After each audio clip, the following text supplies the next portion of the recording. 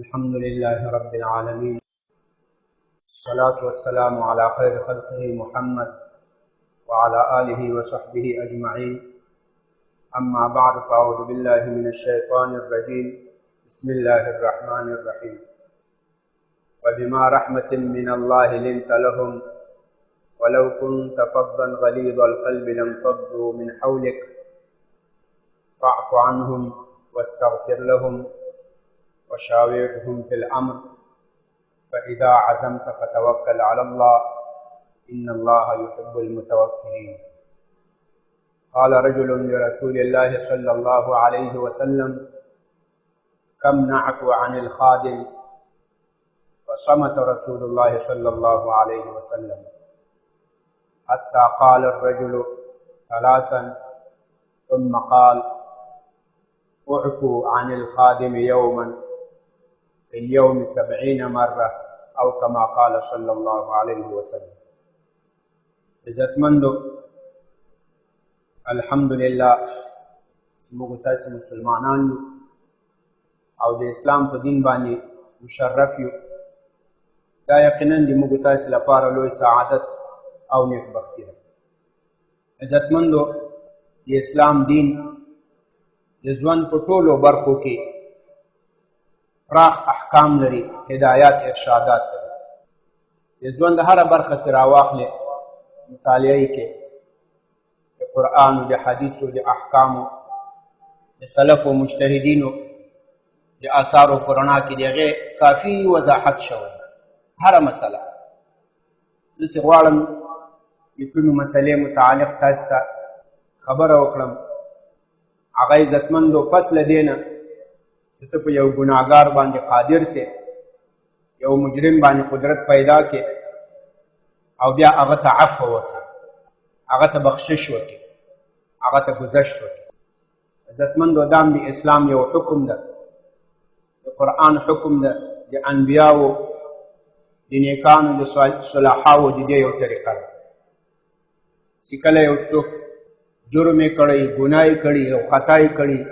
او ته په هغې قادر سې، بهتره دا ده چې ته هغه ته جزا او سزا ورنه کړې، بلکې هغې ته عفو وکړه. قدرمنو، دا کوم آیت شریف چې ما تاسې حضور کې ولوست، په دې آیت کې الله تعالی د نبی صلی الله علیه وسلم صفات بیانوي. وایي: فبما رحمة من الله لنت لهم. وایي دا د الله تعالی د رحمت وجه ده چې ته دې صحابه ته نرم سوې. ولو كنت فظا، که ته بد اخلاقه وی، غلیظ القلب، سخت زړه وی، لانفضوا من حولک، دا خلک به خوارو وارو شوي وو د تا له شانه، د تا له چار اطرافو. بیا د صحابه په تا نه راټولېدل. دا اوس چې څوک له حبشو را روان وي، څوک له فارس نه، څوک له روم نه، له یمن نه، د دنیا له یو سر بل سر نه خلک راځي، ایمان راوړي او د تا په صحبت کې شاملېږي. دا خو د تا د حسن اخلاق وجه ده. ولو كنت فظا غلیظ القلب لانفضوا من حولک. که ته بد اخلاقه وی، سخت زړه وی، صحابه به ټول له تا نه خوارو وارو وی. فاعف عنهم. عزتمندو،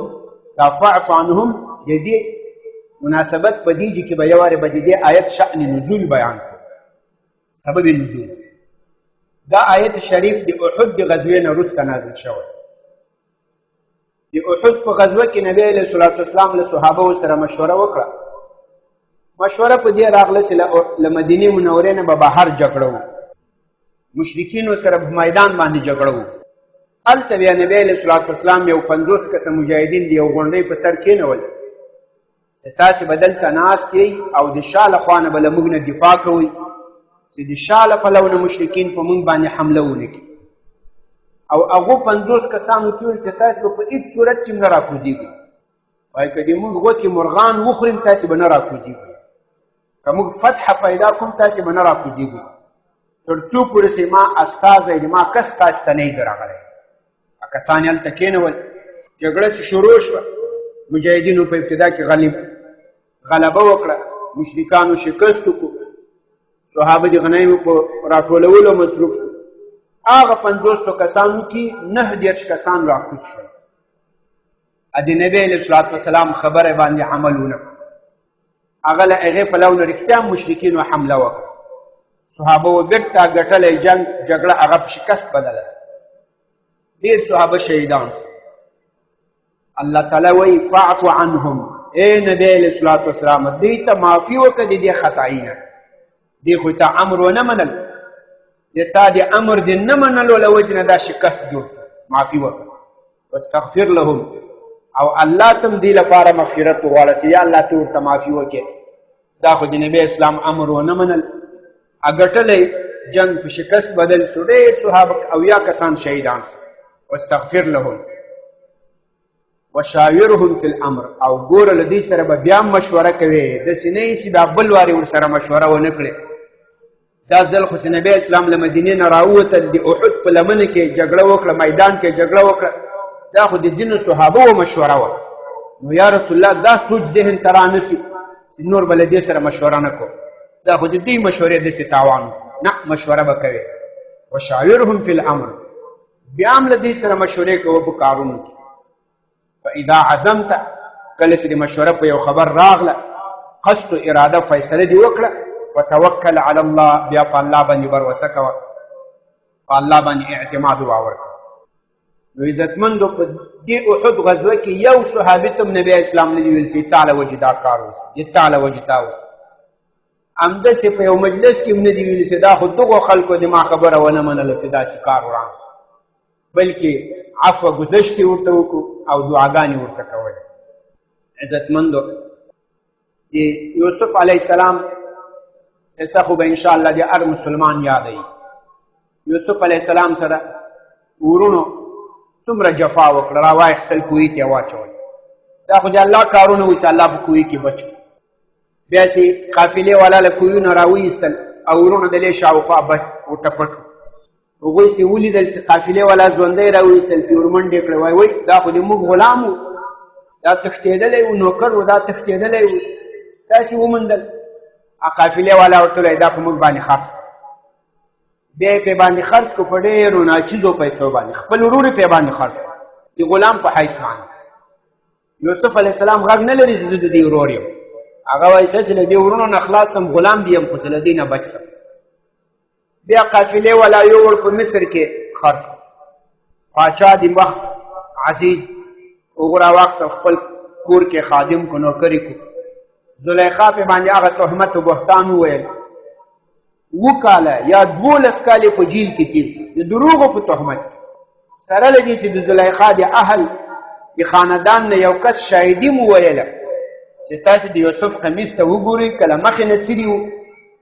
نو بیا زلیخا رښتیا وایي او دی دروغ وایي او کله شا نه څیري و نو بیا دی رښتیا وایي او زلیخا دروغ وایي هغه چې قمیص وکتل له شا نه څیري نو خو لکه دلیل راغی نو خو نور داتې سلامت و ملامت معلوم شو خو دې لپاره چې د پاچا حیثیت خراب نه شي عزت خراب نه شي دی جیل ته خطا دا زورور خلک خو همداسې دا پاچیانو امیرانو وزیرانو هغه مظلوم هم یو څوک ورته کوږي چې خلک پوه شي ولا دا ملامت 15 کاله یا 12 کالې په جیل کې تېر بېرته راخلاصېږي وزیر خزانه سي اوږده کیسه ده هغه ورونه راسي د ده مخکې کتار ولاړې له ده چې غله دانه غواړي هغه یې نه پېژني یو وارې غله دانه ورکړه په دې وارې معرفت سره ونه شو دویم ځل بیا راغلو غله دانه یې ورکړه بیا یې هغه طریقه جوړه کړه ابن یمین ځینې راستون کړو دریم ځل چې راغل معرفت سره وشو او ورونه ورته وایي لقد آثرک الله علینا ویقینا الله تا ته په مونږ باندې برتري در کړې ده ته یې په مونږ باندې برتر کړې وګوره تا ته دونه لوی عزت شان درکو او موږ محتاج تا ته ولاړ یو وان كنا لخاطئین او یقینا مونږ په هغو کار کې خطاکاران هغه هم غلط کار کړی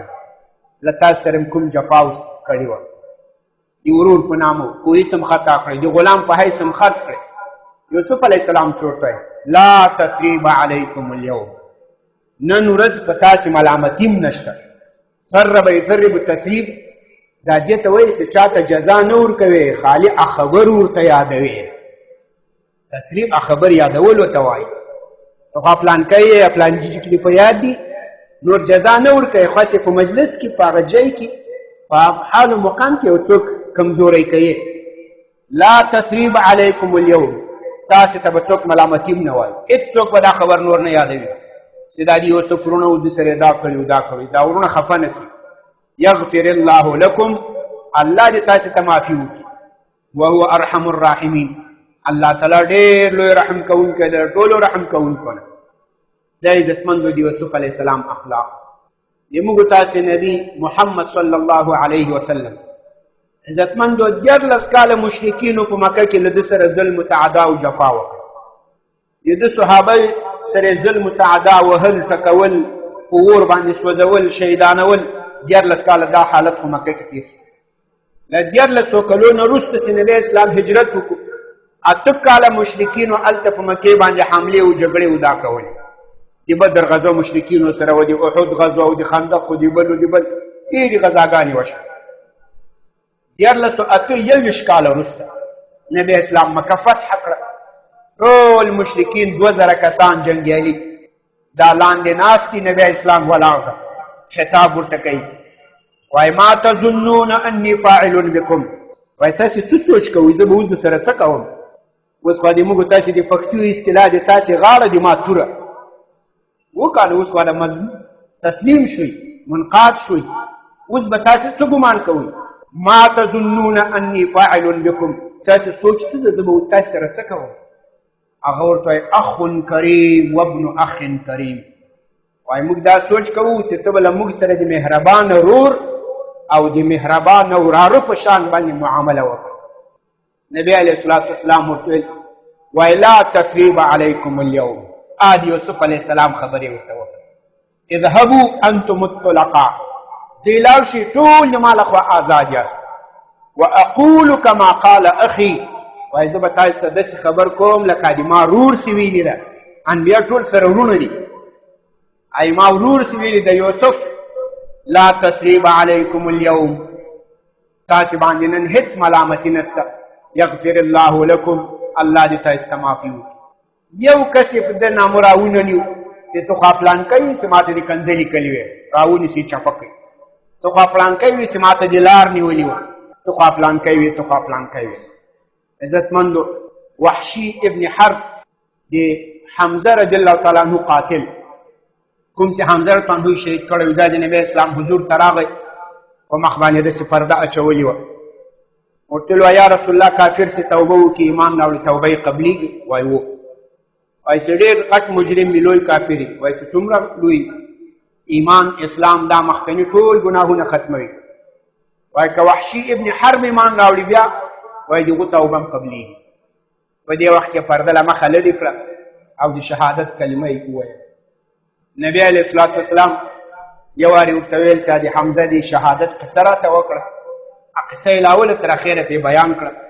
په اخر کې ورته ویل وایي دومره چل کوه چې دا مجلس کې کښېنې ما ته مخامخ مه کښېنه، داسې یو طرف ته کښېنه چې د ما نظر در باندې نه لګي. علما وایي شارحین وایي دام نبی علیه الصلاة والسلام په دې وحشي ابن حرب باندې یو شفقت وکړو، مهرباني وکړو چې هسې نه ما ته مخامخ کښېنې نو ما به خپل تره په ذهن کې راسې د هغه د شهادت کیفیت و حالت چې سینه یې څیرې سوې وه، ینې رایستل شوې وه، هغه حالت به مې په ذهن کې راسي، نو د ما به له تا سره بغض پیدا سي، ته خو اوس مسلمان شوې کانه، نو د وخت د نبي سره له چا سره بغض پیدا سي نو خو تباه سو هلاک سو، نو له ما نه یو پلو کې نه ایسته به د ما هغه خپل تره و هغه کیفیت و حالت مې ذهن کې نه راځي. نو عزتمندو هغه یې په دې نه راونیول چې تا خو هلاکه پرېږدم، تا به چېرته معاف کوم چې 200 توبې وکړم زه تا نه پرېږدم. قدرمنو دارنګه د نبی علیه الصلاة والسلام صحابه کرام په هغو کې هم الله تعالی د عفو لو ماده ایښوله. ابو بکر صدیق رضی الله تعالی عنه یو د خاله زوی و یا د عمه زوی و، مصطح ابن اثاثه، دا مهاجر فی سبیل الله و، لسابقین فی اسلام نه و، مخکې ایمان راوړی و، جهادونه هجرتونه یې کړي ول، خو د الله تعالی کارونه دي. دم په یو تهمت په یو بهتان کې شریک سو. د ابو بکر صدیق رضی الله عنه په لور د نبی علیه الصلاة والسلام په بیبي عائشه صدیقه رضی الله تعالی عنها په دې باندې تهمت وي سره لدی سیدنا ابوبکر صدیق صاحب د ترور زوی ده یا د عمه زوی ده او غریب مسکین و د کور خرچه به ابوبکر صدیق صاحب ورکوله د کور مصرف به ابوبکر صدیق صاحب ورکوله ځکه مسکین و فقیر په دغه تهمت کې بس دی کې راګډ شو اخو بیرته د عایشه تنها صفایي په قرآن کې وسوله د نبی اسلام د حرم صفایي په قرآن کې وسوله او دغه کسان چې د نبی تهمت کې شریکان زی وو دې ته حکم نازل شو چې اتیا کوړې درې به دې ته ورکېږي چې دی ولې یو پاکي مسلماني بیبي په شان کې غلطې خبرې کړي له دې نه وروسته ابوبکر صدیق قسم وکړی د ما دې په الله قسم وي چې د ما له طرف نه به نور یو حبه هم تا ته در نشي ته خو د ما قریب وي خپل وي ته څنګه په ما باندې د ما په لورو د ما په حرمو په عزت د نبی اسلام په حرمو په عزت باندې تهمتونه وایي الله تعالی آیاتونه نازل ولا یأتلی اولو الفضل والسعة منکم وای قسمونه دې نه کوي ادي فضیلت ادي مرتبه او د شان والا والسعة د مال او د دولت والا هغه دې قسمونه نه کوي ایؤتو اول القربى سزب اعتانه کوم اصحاب د قرابت لره والمساکین مسکینانو ته به نور روپۍ نه ورکوم والمهاجرین فی سبیل الله او مهاجرین فی سبیل الله ته به روپۍ نه ورکوم ولې چې په ما یو تهمت ویلې د ما په لور باندې یو تهمت ویلې دا د فضیلت او د عزت والا د شرف والا او دا د مال او دولت والا به داسې قسمونه نه کوي وليعفوا وليصفحوا عفو بکوي دې ګناهګارانو ته مخ به اړوي د دې له ګناه نه سترګې به په دې باندې پټوي الا تحبون ان یغفر الله لكم ته دا نه خو کوي چې الله تا ته معافي وکړي د الله حضور کې خو به ودرېږو دا ټول به ودرېږو هر څوک چې صابونه لرو الله دې په مفتو کې راته معافي وکړي په هغې ورځ دې دا نه خوښېږي چې الله تا ته معافي وکړي والله غفور رحیم الله بخونکی د مهربان دا آیاتونه نازل شو ابوبکر صدیق وی والله انی لاحب ان یغفر الله لی وای په الله قسم زه دا خوښوم چې الله ما ته معافي وکړي بیرته خپل د ترور زر د خاله زوی هر څوک شي هغه ته خرچه نفقه کماقام لکه څنګه چې مخکې وه همغسې ورته روانه ټوله خبر ذاتي ختمه شو عزتمندو عمر فاروق رضی الله تعالی عنه په یو مجلس کې ناست عمر فاروق یو ملګری و حر ابن قیس دا عالم د قرآن و پوی کس و د په مجلس کې د عمر فاروق امیر المؤمنین رضی الله تعالی عنه په مجلس کې له خواصو نه و یو وخت د حر ابن قیس تر راغی عیینه ابن حسن هغه بیا داسې تیز سړی و نو عیینه ابن حسن د خپل وراره ته وویل وایي که ما د امیر المؤمنین په مجلس کې کښېنوې د هغه سره یو څه خبرې وکړم نو وراره ګمان وکړو چې تره ده بس نو څه حاجت ضرورت به لري نو امیر المؤمنین عمر فاروق رضی الله عنه ته وویل دا ما تره دې تا سره ملاقات کوي هغه اجازه ورکړه امیر المؤمنین هم دا سوچ چې بس دا وراره یې داسې پوه سړی ده عالم د قرآن ده نو دا تره به هم داسې هغه ترسې مجلس ته راغی هغو ته هغه آداب و اخلاق نه و معلوم امیر المؤمنین عمر فاروق رضی الله باندې اعتراضات شروع وایي نه په عدل باندې فیصلې کوي او نه صحیح تقسیمونه کوي او نه جهادونو ته دې دلته د مخ ته اړولي عمر فاروق امیر المؤمنین د اسلام چې دا ټول نن سبا چې ملکونه دي دا د دې صوبې وي لکه دا فارس شام سوریه مصر حبشه یمن جزیرة العرب ټول خراسان دا منطقې ټولې د ولایتونه ول د دې صوبې وي د ټولو امیر المؤمنین هغه ډېر غصه شو او رارسې په دې پوه شو چې تره خو مې کار خراب کړو هغو دا آیت شریف ورته وایي یا امیر المؤمنین ای د مسلمانانو مشره الله څه وایي خذ العفو عفو در واخله خذ العفو وامر بالعرف او په ښه خبر امر کوه واعرض عن الجاهلین د دې ناپوهه خلکو نه مخ واړوه ناپوهو سره حساب کتاب مه کوه مخ ځینې واړوه عمر رضی فی الحال ورته ویل بس معافي مې ورته کړې هغه ته کومه جزا او سزا ورنه کړه چې تا ما په مجلس کې داسې بېادبي وکړه او ما ته داسې خبرې وکړه عزتمندو دا خبرې مې دې په خاطر وکړه چې انشاءالله د الله په فضل سره فتوحات دا را روان دي خارجیانو یا یهودو نصاراو د هغوی ټول غربیان هغه انشاءالله کډه کوي پاته موږ تاسې د خپل خلک سره نو په دې کې کوشش وکړو چې د انتقام جذبه دا له ذهن نه وباسو چې پلانی خو زه ولاکه پرېږدم په دې کې هغه د یوسف علیه السلام سنت را ژوندی کړو د نبي علیه صلات وسلام سنت را ژوندی کړو عفو وکړو ګذشت وکړو بخشش وکړو او که سختي وکړو تیزي وکړو نو دا خلک به بېرته له موږ تاسې نه خوارو وارسي لکه مخکې چې امریکایانو همدغه خلک بولو چې موږ خفه کړي وو د یوه نازول بېرته راوستل په موږ باندې بیا به یو ځل دا له موږ تاسې نه خوارو وارسي او بیا به داسې بل کافر په لاسو په خوا کې ونیسي وبې نازوي بېرته به یې په ما ورته راوړي عزتمندو نبي علیه الصلاة وسلام ته یو ورځ د عبدالله ابن ابی ابن سلول زوی راغی د ده زوی هغه مخلص مسلمان و وایي یا رسول الله که ته دې ما پلار مړ کوې د بل چا په لاس یې مه مړ کوه زه به یې درته مړ کړم نبي علیه الصلاة وسلام ورته وایي زه دا کار نه کوم وایي که زه دا کار وکړم اذن تتحدث العرب وایي نو بیا به عرب قصې کوي ان محمدا یقتل اصحابه محمد خو انډیوالانو مړه کوي یعنی دا عبدالله ابن ابی ابن سلول که منافق ده که هره بلا ده د ما په صف کې خو روان ده کانو هغه به نبی اسلام سره لمنځو ته جمعو ته غذاګانو ته دې تم بس د ما ملګری دی چې نه مړ کوم عزتمندو علما د دې فلسفه وایي وایي که دا ده مړ کړی وای دا خو د قوم مشر و کانو د احد په غزوه کې چې دی له جګړې نه راوګرځېدو عبدالله ابن ابی ابن سلول 300 کسان له ده سره راوګرځېدل نو که دا نبی علیه صلات وسلام مړ کړی وای هغه 300 کسان به له ده چې تللي وای د ده په مرګ به 300 کسان تللي وای هغه به چېرته تلو یا به یهودو ته تلو یا به مشرکینو ته ورتلو بېرته به هغو په خوا کې نیولي له نبي اسلام سره به یې جنګول اوس خو د 300 کسانو له مقابلې نبي اسلام بېغمه ده کاڼه په مدینه کې پراته دي بس خپل خوراک چښاک کوي مقابلې ته خو نه دي راوتي نو دا عزتمندو د عفو وخت ده د بخشش وخت ده د انتقام او د دې سوچونه باید موږ تاسې له ذهن نه لرې کړو دا د انبیاو د صحابه او د سلفو طریقه ده او عزتمندو لکه څنګه چې الله تعالی وایي الا تحبون ان یغفر الله لکم تاسې دا نه خوښوئ چې الله تاسو ته معافي وکړي ولې نه خوښوو ټول شپه ورځ د الله د مغفرت دعاګانې کوو نو دا به یو د الله تعالی د مغفرت له اسبابو نسي چې موږ یو چا ته معافي وکړو د چا په ګناه د چا په تعدا باندې سترګې پټې کړو او د هغو په طول باندې ورسره طول ونه کړو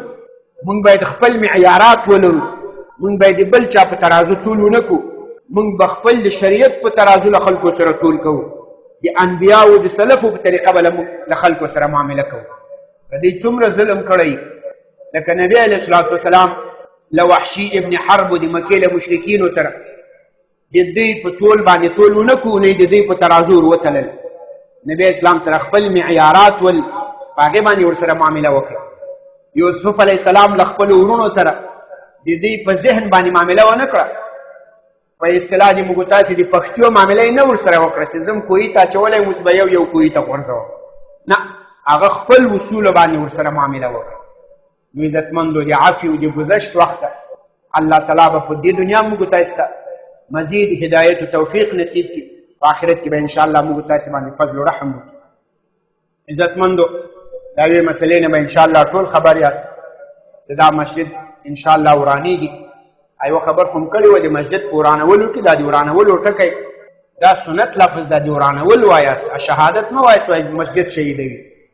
هغه یو خو په آیت و په حدیث کې نه د ذکر هسې چا له ځانه دا خبره جوړه کړې ده په حدیث کې د ورانولو ټکی ذکر ده نبی علیه الصلاة وسلام عایشې تنها ته وایي وایي لولا قومک حدثان عهد بشرک وایي ای عایشې تنها که دا د تا قوم قریب الاسلام ته نه وایي په زمانه کې اسلام تقریب نه وایي یعنې نوي مسلمانان نه وایي لهدمت الكعبة وای دا کعبه مې ورانه کړې وای داسې نه دي ویلي اشهدتها لهدمت الكعبة دا مې ورانه کړې وای ولبنیتها على بناء ابراهیم او دا به د ابراهیم په طریقه جوړ کړی نو په دې کې د ورانولو ټکی وایاست د شهادت ټکی مه وایاست او بل عزتمندو که شهادت ټکی وایاست موږ جومات شهیدوو نو دا څوک خو چې ورانوي نو هغه بیا ظالمان دي کانو ځکه شهید خو چې څوک شهید کړي خو هغه وزنونکی هغه بیا ظالم وي نو بیا خو نه الله تعالی دې معافي وکړي نو دا محلې والا ټول ځای کې ظالمان شو ځکه جومات شهید دا ټکی مه وایاست ورانول وایاست نو دا به وران کړو انشاءالله کار پې روان ده او بیرته به سم په اساسي طریقه جوړ کړو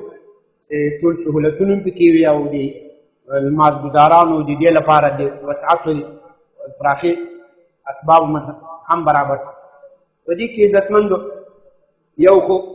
دا دلته چې کوم د بجلي ستن د له دې سره میټرې دي نو هغه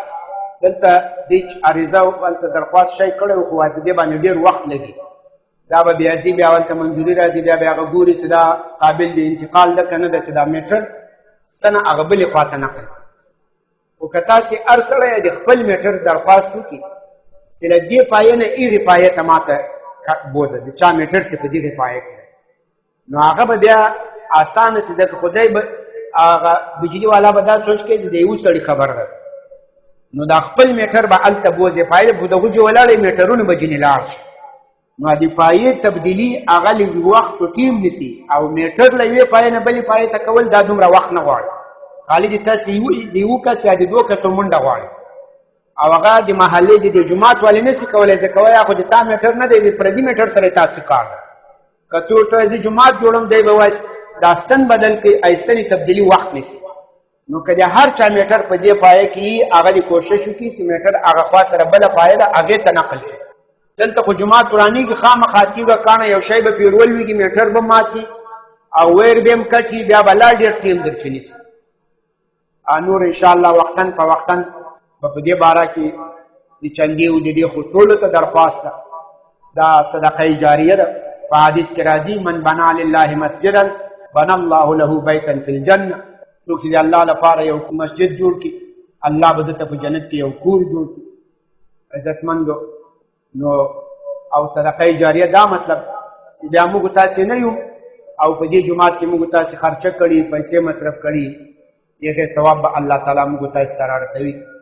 او دلته یې خپله یوه کمیټه ورته جوړه کړې ده نو هغو سره به بیا تاسې تعلق نیسي او چنده او شی به هغې سره جمع کوي. استغفر الله تعالى لي ولكم ولسائر المسلمين وصلى الله تعالى على خير خلقه محمد وعلى آله وصحبه أجمعين. یا الله دا بیان خپل حضور کې قبول و منظور کې که څه زیادت و نقصان شوی ته موږ ته معافي وکړې. یا الله موږ ته عفو بخشش مغفرت وکړې او موږ ته توفیق را نصیب کړې چې خلکو مقابله کې عفو بخشش وکړې له انتقام و له ظلم نه او له تعدا نه. یا الله موږ خپل حفظ امان کې وساتې په حاضر جمعیت باندې فضل و رحم وکړې.